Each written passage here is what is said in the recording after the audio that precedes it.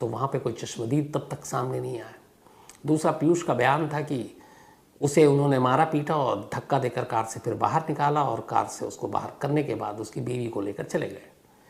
लेकिन पीयूष के पूरे जिस्म पर चोट का एक भी निशान नहीं था, कहीं भी नहीं। न उसके कपड़े पे ऐसा कोई दाग था जिससे लगे कि वो सड़क पर गिरा हो। अब ये सारी चीज़ें और टी शर्ट का बदलना मुर्दा घर में जाने से पहले पुलिस के लिए बड़ी एक अजीब सी चीज़ हो रही थी। अब शक का शिकंजा कसता जा रहा था पीयूष की तरफ, लेकिन सबूत नहीं था, ये सारी चीज़ें थी सिर्फ। अब इसके बाद पुलिस ने कहा कि चलो कॉल डिटेल्स खंगालते हैं। पीयूष के कॉल डिटेल को निकाला गया। जब पीयूष के कॉल डिटेल को निकाला गया तो उसके नंबर में से और कोई ऐसी अजीब चीज़ मिली नहीं। एक नंबर मिला, और वो नंबर इसलिए थोड़ा सा पुलिस के लिए अजीब हुआ कि शायद उसके मोबाइल के कॉल डिटेल में जितने भी नंबर थे 500-600, उनमें से वो इकलौता नंबर था जिस पे पीयूष सबसे ज़्यादा और सबसे देर तक बातें किया करता था, और वो भी पिछले 2-3 सालों से। अब ऐसा कौन हो सकता है जिसको पीयूष सबसे ज़्यादा बात करे? तो जब उस नंबर को ट्रेस किया गया, उसके डिटेल निकाले गए, तो पता चला वो कानपुर की एक लड़की का नंबर है। उसका नाम है मनीषा। मनीषा वहाँ की एक पान मसाला बड़ी कंपनी, उनकी बेटी, और वो भी बड़ी मतलब करोड़पति अरबपति।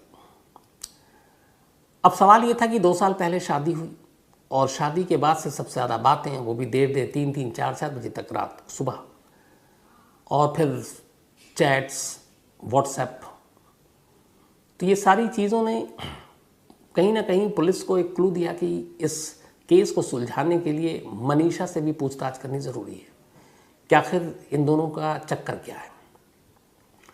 अब पुलिस के पास डिटेल था, उधर मनीषा के भी कॉल डिटेल को पुलिस ने ट्रेस किया और उसको भी चुपचाप खंगाला, तो उससे भी वही सारी बातें और चैट्स, ये सारी चीज़ें सामने आई।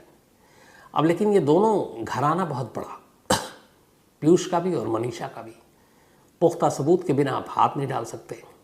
उधर जबलपुर में ज्योति के जो माँ बाप, उनका भी घराना बड़ा। अब वो अपनी इकलौती बेटी को इस तरह से खोकर, उनका भी बुरा हाल, और वो चाहते हैं कि जो भी उनकी बेटी का कातिल हो वो सामने आए।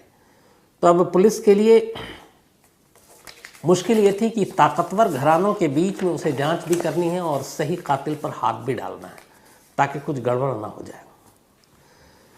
तफ्तीश जारी रही। सीसीटीवी फुटेज से लेकर कॉल डिटेल सब कुछ सामने था पुलिस के। जब सारी इन्वेस्टिगेशन हो चुकी तो पुलिस को कोई और कातिल का चेहरा दिखाई नहीं दिया। अब तक के जितने भी छोटे